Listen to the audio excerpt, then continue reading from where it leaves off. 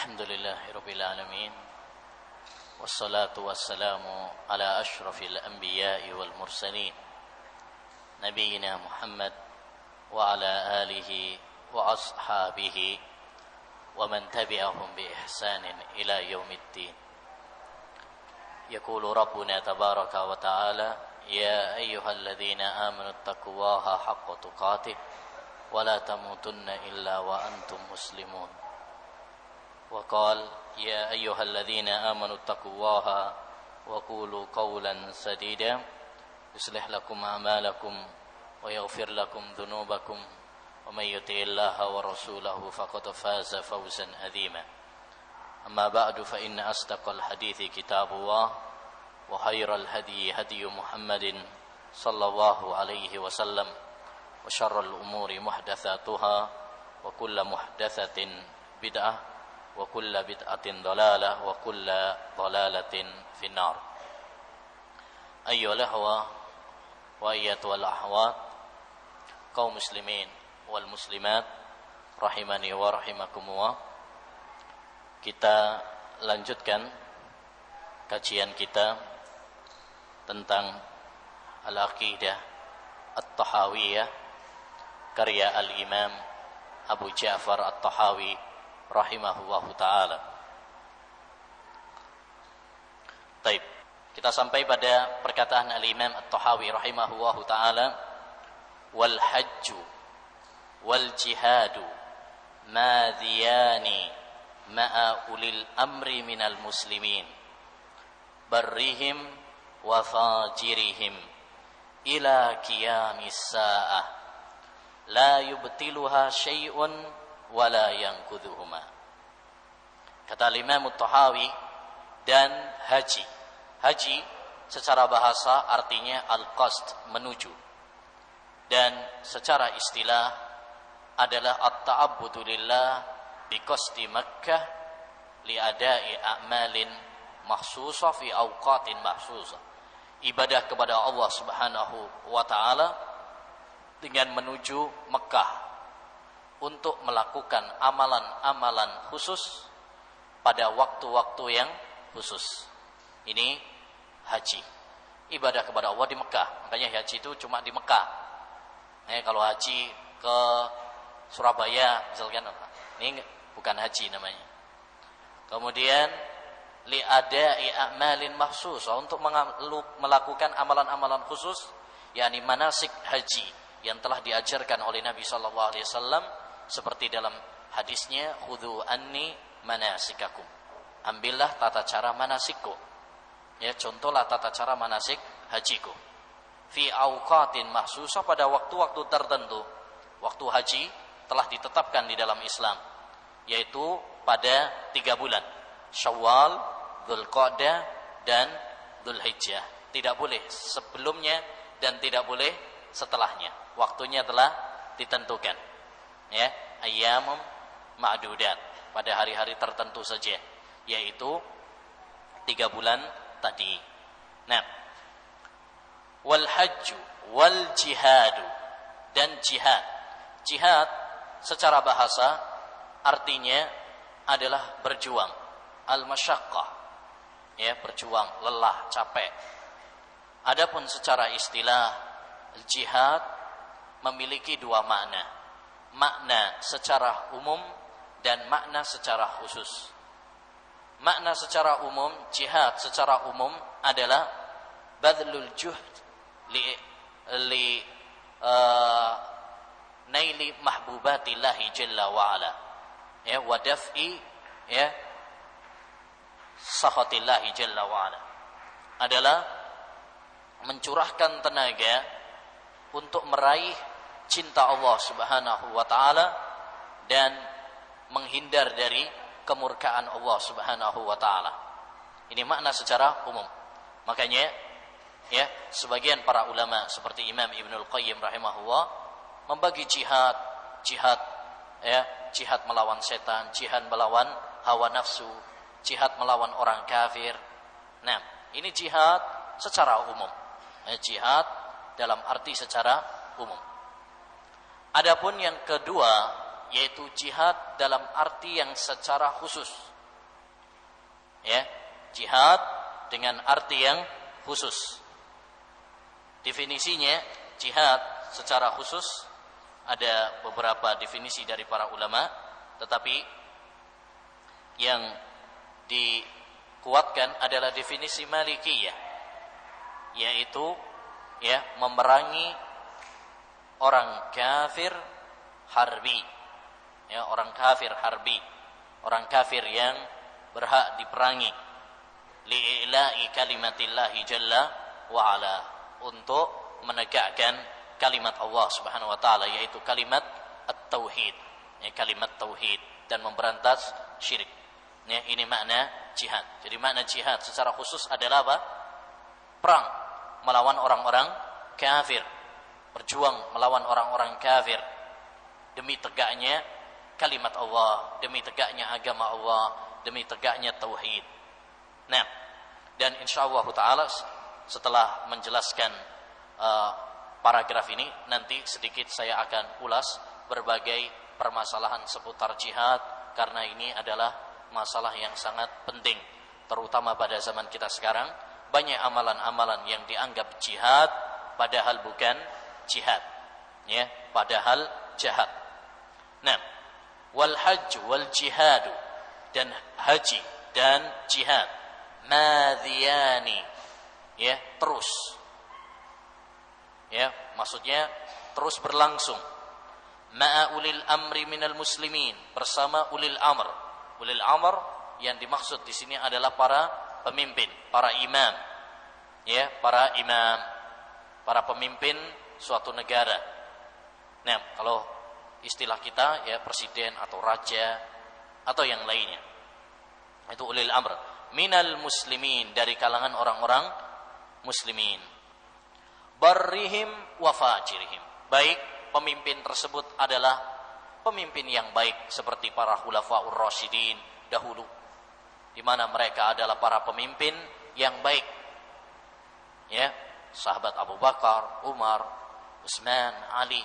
Nah, wa fajirihim, atau pemimpin tersebut adalah pemimpin yang zalim, ya, pemimpin yang zalim. Tetap wajib kita haji dan jihad bersama mereka. Dan inilah ayyuhal ikhwah yang dipraktekkan oleh para ulama ussalaf.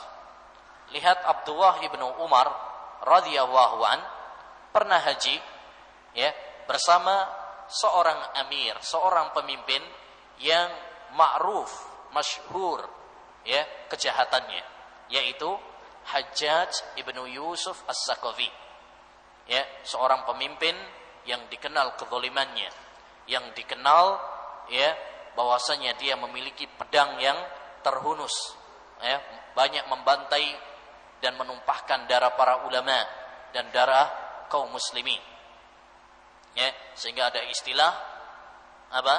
Saiful Hajjaj walisanu ibnu Hazmin syaqiqatan, ya, pedangnya Hajjaj dan lidahnya Ibnu Hazm adalah dua saudara, ya, sama-sama pedesnya, sama-sama pedesnya, sama-sama tajamnya, ya, sama-sama tajamnya.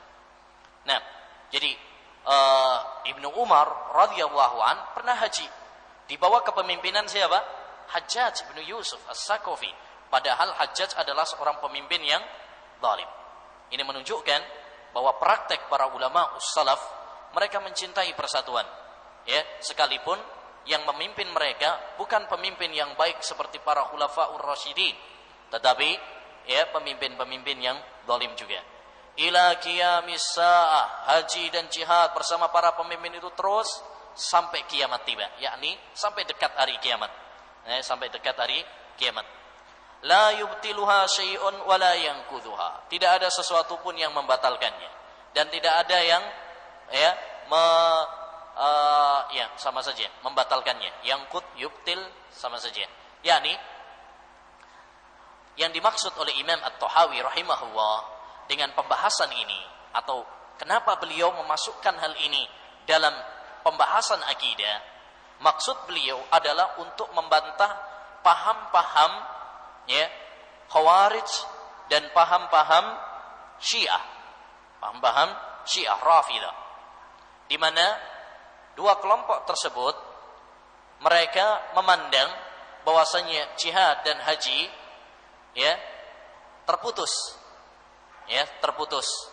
Seperti misalkan pemahaman Syiah, mereka mengatakan bahwasanya haji dan jihad itu hanya bersama imam yang maksum.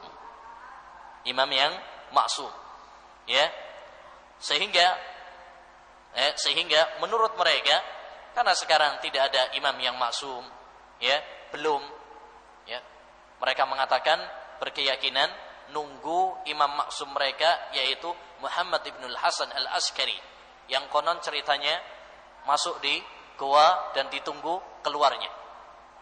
Kok nggak keluar? Berarti belum wajib sampai sekarang ini. Demikian juga paham Khawarij. Ya, mereka mensyaratkan haji dan jihad itu kalau dipimpin pemimpin yang adil, pemimpin yang baik, ya, pemimpin yang baik yang tidak pernah melakukan kesalahan. Ya, pemimpin yang baik yang tidak pernah melakukan kesalahan. Ini paham Khawarij. Ya, paham Khawarij. Namun dua pemahaman ini adalah pemahaman yang batil, yang bertentangan dengan paham ya para ulama as-salaf. Ya, buktinya Abdullah ibnu Umar radhiyallahu an tetap ya haji dan tetap jihad. Para sahabat juga jihad sekalipun di bawah kepemimpinan orang-orang yang tidak sempurna. Orang-orang yang juga melakukan apa? Ya, kemaksiatan dan melakukan keburukan. Ya. Dan inilah akidah Ahlussunnah wal Jamaah. Demi apa ayyuhal ikhwah? Demi terwujudnya persatuan. Ya, demi terwujudnya persatuan. Kebaikan atau keburukan pemimpin, ya, dosanya dipikul dia sendiri. Ya, kita mengikuti pemimpin dalam kebaikan. Innamat ta'atu fil ma'ruf, ketaatan itu dalam kebajikan. Maka selama itu adalah kebajikan, seperti haji, seperti jihad, seperti juga amalan-amalan yang lain, maka kita ikuti. Adapun ya dalam hal-hal yang itu merupakan kemungkaran dan dosa, maka tidak kita ikuti. Kalau ada yang mengatakan, kenapa yang disebut oleh Imam At-Tahawi hanya sekedar haji dan jihad, bukan ibadah-ibadah yang lainnya? Jawabannya, karena haji dan jihad berkaitan dengan safar, dan safar membutuhkan seorang pemimpin, ya, dan safar membutuhkan seorang pemimpin yang menertibkan, ya, yang mengkoordinir, mengatur, ya. Haji itu, makanya biasanya haji itu ada amirnya, ya.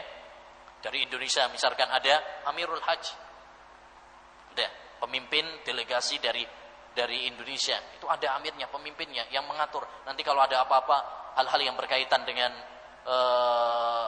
jamaah haji Indonesia, bagaimana, ini semuanya diatur, ada pemimpinnya, ada. Dan pemimpin secara pusat yang mengatur masalah haji adalah ya kepemimpinan ya Saudi Arabia yang sekarang, yang diwakili oleh, di sana ada badan khusus yang menangani masalah haji, ya, ada yang mengatur. Karena kalau tidak diatur, ya coba kalau haji itu nggak ada yang ngatur, semuanya akan berantakan. Makanya ya orang berangkat haji tidak sembarangan semuanya bisa berangkat. Di Indonesia kalau mau haji sampai harus nunggu sekian tahun, ada yang 12 tahun, ada yang 15 tahun. Karena memang harus diatur. Kalau semuanya mengikuti mau haji tahun depan misalkan, ya, apa jadinya? Ya, tempatnya terbatas. Ya, tempatnya terbatas. Nah, jadi demikian juga jihad. Kalau jihad tidak ada yang mengatur, tidak ada imam yang mengkoordinir, ya, maka yang terjadi adalah ya serampangan. Yang terjadi adalah serampangan, ya, dan kekacauan, ya, kekacauan. Maka harus ada pemimpin, harus ada ulil amr yang mengatur masalah ini. Nah, baik. Jadi intinya, ayyuhal ikhwah, maksud al-Imam At-Tahawi rahimahullahu taala mengulas pembahasan ini dalam masalah akidah adalah untuk membantah paham Syiah dan paham Khawarij. Ya.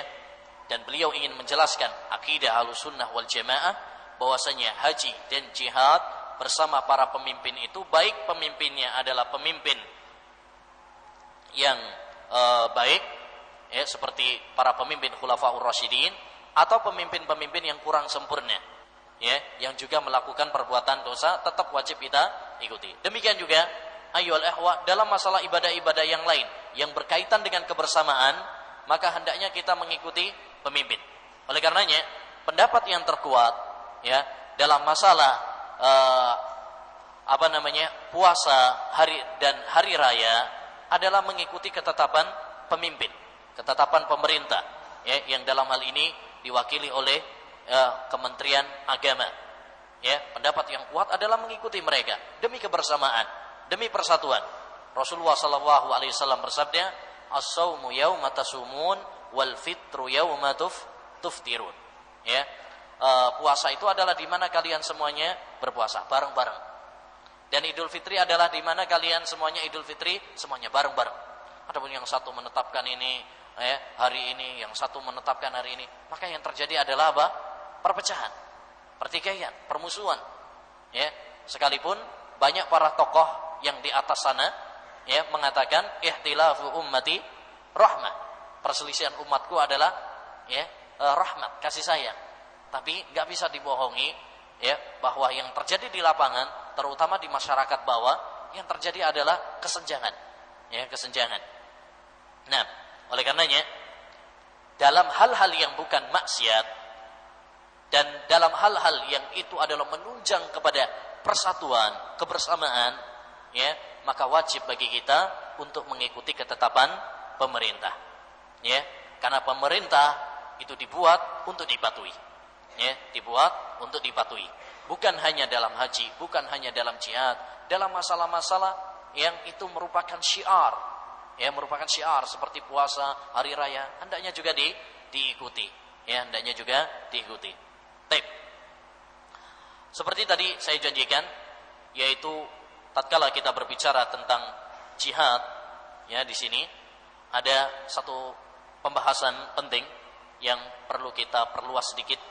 Ya, karena masalah jihad ini adalah masalah yang sangat penting, di mana banyak orang salah kaprah dalam memahami jihad.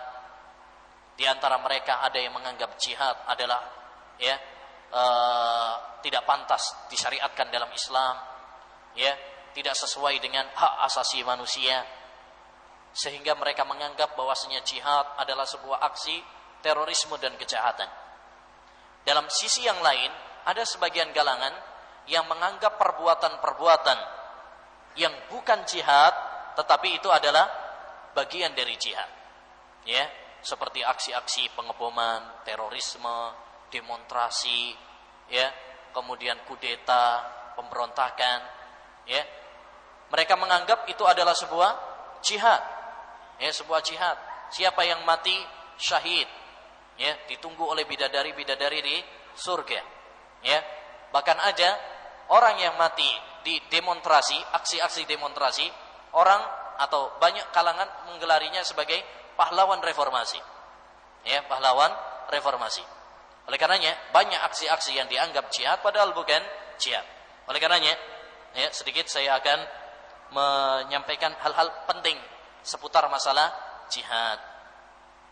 Tadi sudah kita sebutkan tentang definisi jihad secara bahasa dan secara istilah. Pembahasan yang kedua adalah macam-macam jihad. Jihad, ayyuhal ikhwah, terbagi menjadi dua macam. Ya, jihad dalam arti yang khusus, yaitu perang melawan orang-orang kafir untuk menegakkan kalimat Allah Subhanahu wa taala, itu terbagi menjadi dua. Yang pertama, jihadul fatah. Jihad al-fatah. Jihadul fatah yaitu jihad perang untuk membuka, menaklukkan orang-orang kafir demi penyebaran agama Islam. Sehingga dalam Islam, pemimpin yang memiliki kekuatan, dia untuk menyebarkan agama Islam mengajak orang-orang kafir, ya, untuk tiga hal. Pertama, mendakwai mereka kepada agama Islam. Jika mereka mau, ya, alhamdulillah. Inilah yang paling utama. Inilah yang tujuan utamanya. Yang kedua, jika mereka tidak mau, maka mereka diwajibkan untuk membayar apa? Jizyah. Ya, untuk membayar jizyah. Kemudian mereka harus tunduk dengan aturan-aturan agama Islam. Yang ketiga, jika mereka tidak mau Islam dan tidak mau membayar jizyah, baru kemudian apa? Perang. Sehingga dengan demikian dapat kita ketahui bahwa jihad ini bukan tujuan utama. Tujuan utamanya adalah penyebaran Islam, tegaknya kalimat Allah Subhanahu wa taala. Ya, jihad hanyalah sebagai wasilah, sarana untuk menuju sebuah tujuan yang mulia, yaitu tegaknya kalimat Allah Subhanahu wa taala. Yang kedua, jihad yang kedua, dan ini yang dilakukan oleh Nabi, ya. Kemudian juga dilakukan oleh Abu Bakar Siddiq, para khulafa ar-rasyidin setelahnya, terutama lagi Umar bin Khattab radhiyallahu an, sehingga Islam tersebar. Ya, sehingga Islam tersebar di seantero dunia. Yang kedua, jihad yang kedua adalah jihadud difa atau jihadud dafa, jihad untuk membela diri. Jihad untuk membela diri. Kalau tadi, ya, kita mendakwai untuk menyebarkan. Tapi yang kedua ini adalah jihadud dafa, jihad untuk membela diri. Ya, jihad untuk membela diri. Kapan? Yaitu tatkala orang-orang kafir menyerang, menjajah.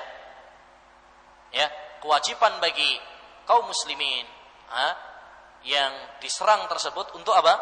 Membela diri mereka. Membela diri mereka, harta mereka, keluarga mereka, dan tanah air mereka. Ya, ini jihadu ad-dafa, jihadud dafa. Dan perlu digarisbawahi bahwa banyak kalangan yang mengingkari jihad yang pertama.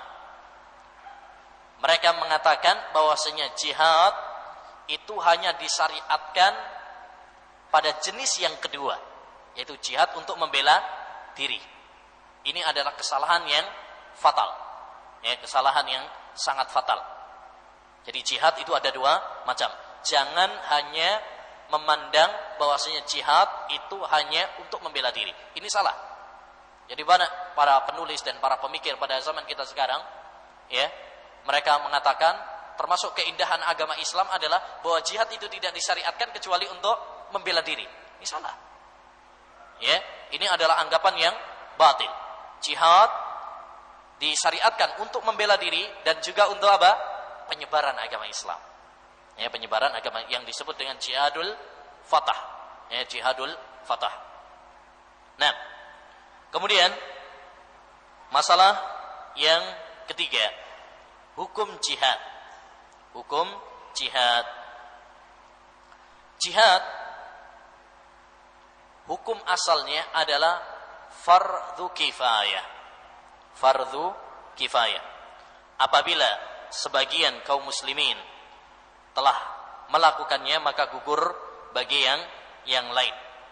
Ini hukum asal jihad, ya, sebagaimana ditunjukkan oleh dalil-dalil Al-Quran, hadis, dan dinukil oleh sebagian para ulama ijma' tentangnya, seperti Al-Imam Ibn Rushd dalam kitabnya Al-Muqaddimatul Mumahhihat, beliau mengatakan fal jihadul an fardhu kifayatin, ya, bi ijma'i ahlil ilm. Jihad sekarang ini adalah fardhu kifayah dengan kesepakatan ahlul ilmi. Nah, baik. Namun di sana ada beberapa keadaan jihad menjadi fardhu ain. Jadi hukum asalnya jihad itu adalah fardhu kifayah. Tapi kadang-kadang jihad bisa berubah menjadi fardhu ain dalam beberapa keadaan. Yang pertama, apabila musuh menyerang. apabila diserang oleh musuh, dijajah oleh musuh dari orang-orang kafir. Ya, seperti dulu ya, dalam sejarahnya Indonesia misalkan pernah dijajah Belanda, Jepang, ya. Nah, maka wajib bagi ya, warga untuk ya, melawan penjajahan tersebut. Dan ini hukumnya adalah fardhu ain. Ya, karena ini termasuk jihadud dafa. Nah, ini fardhu ain. Allah Subhanahu wa taala berfirman, "Infiru hifafan wa thiqala." Ya. Nah, larilah kalian, berangkatlah kalian untuk jihad. Baik kalian suka ataupun tidak suka. Yang kedua, jihad menjadi fardhu ain apabila ya sudah bertemu lawan di medan pertempuran. Jadi sudah berhadapan dengan lawan di medan pertempuran. Maka di sini hukumnya adalah fardhu ain. Enggak boleh kabur. Kalau sudah berhadapan, enggak boleh mundur, enggak boleh kabur. Dalilnya firman Allah Subhanahu wa taala dalam surat ya Al-Anfal ayat 45, "Ya ayyuhalladzina amanu idza laqitum fi'atan fathbutu." Wahai orang-orang yang beriman, apabila kalian telah berhadapan dengan musuh kalian di medan pertempuran, fathbutu, maka bertahanlah kalian. Artinya jangan apa? Mundur. Karena kalau mundur sebagian, maka hal ini akan mengakibatkan apa? Kekalahan dan kelemahan pada kaum muslimin. Ibaratkan ini ya, orang kalau tarik tambang untuk punya regu 5 orang misalkan, ya, ketika sedang main 2 orang lepas, jelas aja apa? Kalah. Ya biasanya. Karena ini akan melemahkan kekuatan kaum muslimin. Jadi nggak boleh kalau sudah berhadapan, ya adalah apa? Ya tidak boleh untuk mundur. Yang ketiga adalah apabila pemimpin memerintahkan untuk jihad, maka dia fardhu ain. Kalau pemimpin menyuruh misalkan seluruh warganya, seluruh penduduknya untuk jihad, maka wajib. Allah berfirman dalam surat At-Taubah ayat 38, "Ya ayyuhalladzina amanu ma lakum idza qila lakum unfiru fi sabilillah itsaqaltum ilal ard." Wahai orang-orang yang beriman, kenapa kalian apabila diajak untuk berangkat jihad di jalan Allah Subhanahu wa taala kalian keberatan? Dan Nabi sallallahu alaihi wasallam bersabda, "Wa idzastumfirtum fangfiru." Apabila kalian diajak, ya diperintahkan oleh pemimpin kalian untuk berangkat jihad, maka berangkatlah. Baik. Ini 3 keadaan. Dan Syekh Ibnu Utsaimin menambahkan tempat yang keempat atau keadaan yang keempat kapan menjadi fardhu ain, yaitu kalau tidak ada orang yang bisa menggunakan alat jihad tersebut kecuali dia. Ya, maka menjadi fardhu ain. Contohnya misalkan kalau pada zaman kita sekarang ya helikopter misalkan atau alat-alat pertempuran, enggak ada yang bisa untuk mengoperasikan ya alat-alat canggih tersebut untuk jihad kecuali si fulan. Maka fulan tersebut hukumnya menjadi fardhu ain. Ya, fulan tersebut, ya si A tersebut menjadi fardhu ain. Baik. Kemudian pembahasan selanjutnya adalah syarat-syarat wajibnya jihad. Syarat-syarat wajibnya jihad. Yani kapan seorang itu berkewajiban untuk jihad, ada syarat-syaratnya. Yang pertama adalah Islam, Muslim. Ya. Karena jihad adalah ibadah dan Allah Subhanahu wa taala tidak menerima kecuali dari orang-orang yang telah beriman. Adapun orang kafir maka tidak diterima. Ya, apalagi kalau orang kafir, maka kita tidak merasa aman. Bisa jadi itu adalah apa? Ya, penipuan. Bisa jadi itu adalah kelicikan, pura-pura. Nah, yang kedua, syarat yang kedua wajibnya jihad adalah berakal dan baligh. Ya, Rasulullah SAW bersabda, "Rufi'al qalamu an salasa." Ya, diangkat pena itu dari 3 golongan. Ya, siapa saja? Anin naimi hatta yastayqidh, wa anis sabiyyi hatta yahtalim, wa anil majnuni hatta ya'qil. Ya, dari orang yang tidur sampai dia bangun, anak kecil sampai dia baligh, dan orang gila sampai dia sadar. Ya. Nah, oleh karenanya Nabi SAW ketika dulu ada sebagian sahabat yang masih kecil menawarkan diri untuk berangkat jihad, ditolak. Seperti Ibnu Umar, ya, dia pernah ditolak oleh Nabi SAW, ya, ketika umurnya masih 14. Baru setelah 15, ya, diperbolehkan untuk jihad. Jadi dulu banyak anak-anak kecil yang menawarkan diri untuk jihad. Subhanallah. Nah, yang keempat, di antara syarat wajibnya jihad adalah al-hurriyah, ya, merdeka. yakni bukan budak. Ya, bukan budak. Taib. Dan di antara syarat wajibnya jihad adalah ya, pria, laki-laki. Adapun wanita maka tidak ada kewajiban untuk jihad. Aisyah pernah mengatakan, "Ista'dzantu Nabiyya sallallahu alaihi wasallam fil jihad, faqala jihadukunna al-hajj." Saya pernah izin kepada Nabi sallallahu alaihi wasallam untuk jihad. Insyaallah Aisyah. Ya, izin untuk Nabi sallallahu alaihi wasallam berangkat jihad, tapi Nabi mengatakan apa? Ya, jihad kalian wahai kaum wanita adalah haji. Haji, umrah itu adalah jihadnya para wanita. Makanya haji, umrah itu enggak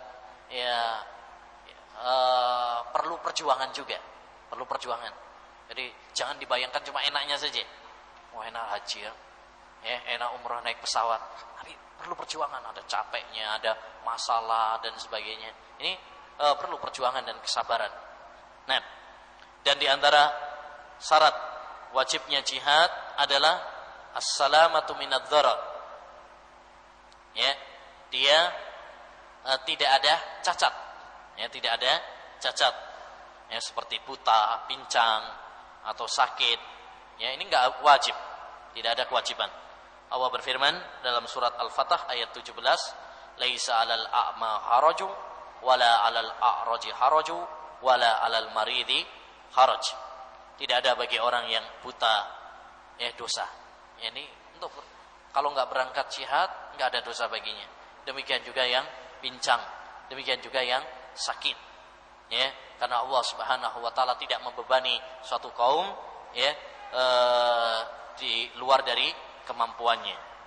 Nah, kemudian di antara syarat jihad juga adalah adanya nafkah. Adanya nafkah. Karena jihad butuh nafkah untuk perjalanan, untuk makan, untuk beli alat senjata dan sebagainya. Nah, oleh karenanya dahulu Rasulullah SAW pernah menolak sebagian sahabat yang ingin berangkat jihad dikarenakan Rasulullah tidak memiliki apa?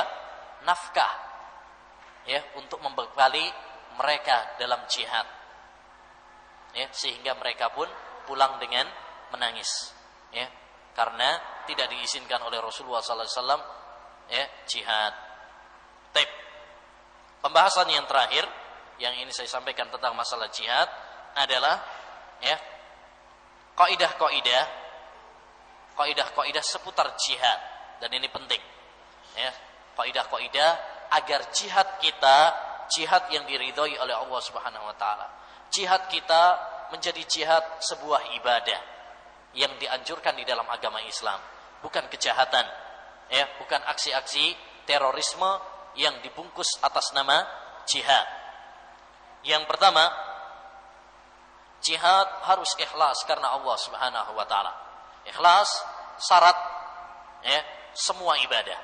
Demikian juga dalam jihad, maka harus ikhlas karena Allah Subhanahu wa taala. Seorang yang berjihad harus meniatkan, meluruskan niatnya untuk menegakkan kalimat Allah Subhanahu wa taala. Rasulullah SAW bersabda, "Man qatala litakuna kalimatullahi hiyal ulya fahuwa fi sabilillah.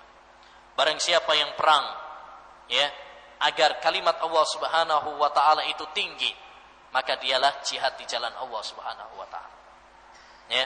Nah, yang kedua di antara kaidah dalam jihad adalah memiliki kemampuan. Kaum muslimin memiliki kemampuan untuk jihad di jalan Allah Subhanahu wa taala. Karena kemampuan ayyuhal ikhwah adalah syarat semua ibadah. Allah berfirman, la yukallifu Allahu nafsan illa wus'aha. Allah tidak membebani suatu kaum ya kecuali kemampuannya, semampunya. Ya. Oleh karenanya Allah Subhanahu wa taala tidak mewajibkan jihad kepada Nabi sallallahu alaihi wasallam ketika beliau di Mekah.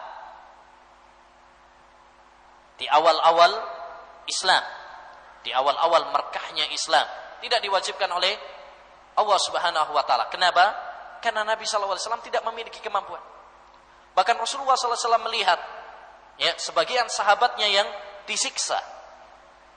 Beliau melihat Ammar ibnu Yasir yang disiksa. Beliau melihat Bilal yang disiksa. Beliau melihat Sumayyah yang ditusuk ya oleh Abu Jahal. Beliau melihat Khabbab ibnu al-Arat yang disetrika punggungnya. Tetapi Rasulullah SAW tidak memiliki kekuatan, tidak memiliki kemampuan untuk jihad. Maka yang beliau lakukan adalah apa? Sabar. Beliau mengatakan, sabron ala yasir fa inna mau'idakumul jannah. Ya. Kesabaran bagi kalian, hendaknya kalian sabar wahai keluarga Yasir. Sesungguhnya tempat kalian adalah surga. Ya, demikian juga pada zaman kita sekarang, ayyuhal ikhwah. Kita tidak memiliki kemampuan pada zaman kita sekarang ini, ya, disebabkan para pemerintah ya yang tidak menegakkan jihad di jalan Allah Subhanahu wa taala. Ya. Maka ya kewajiban bagi para pemerintah adalah untuk menegakkan jihad di jalan Allah Subhanahu wa taala. Adapun personil-personil rakyat ya, ini adalah apa? Tidak memiliki kemampuan. Ya, yang wajib bagi kita adalah mempersiapkan kekuatan. Wa'iddu lahum mastata'tum min quwwah. Dan di antara kaidah dalam jihad adalah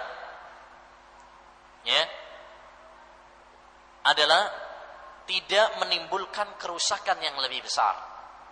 Tidak menimbulkan kerusakan yang lebih besar.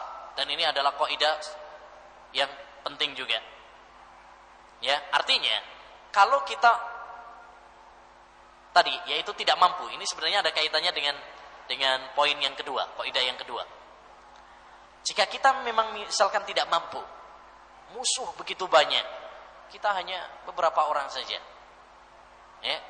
Maka itu artinya apa? Kalau kita melawan mereka, sia-sia belaka. Ya, istilahnya setor nyawa. Ya, melawan orang-orang kafir, mereka kuat, kita cuma ya tidak memiliki kekuatan yang berarti, tidak memiliki alat yang canggih, kemudian melawan mereka, maka ini artinya bunuh diri.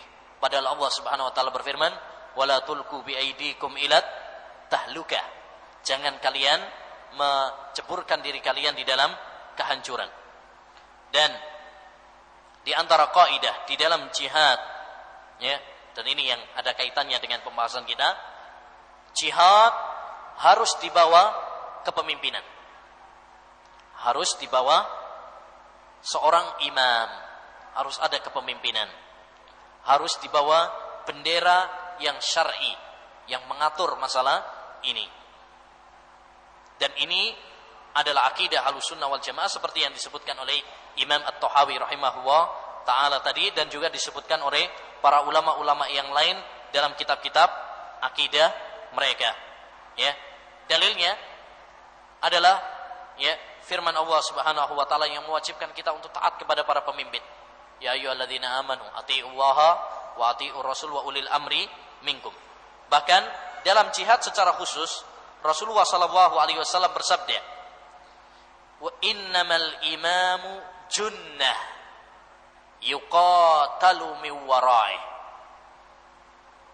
Ya, kata Nabi sallallahu alaihi wasallam adalah innamal imamu junnah. Imam itu adalah junnah, junnah tameng. Imam itu adalah tameng. Yuqatalu min waraih. Ya, seorang berperang di belakangnya dia, yakni di belakangnya imam. Ini ada yang mimpin. Karena kalau tidak ada yang memimpin, maka yang terjadi adalah kekacauan.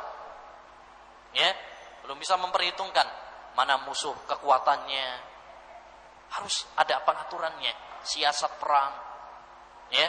Nah, adapun jika tidak ada yang mengatur dalam masalah ini, maka yang terjadi adalah kekacauan.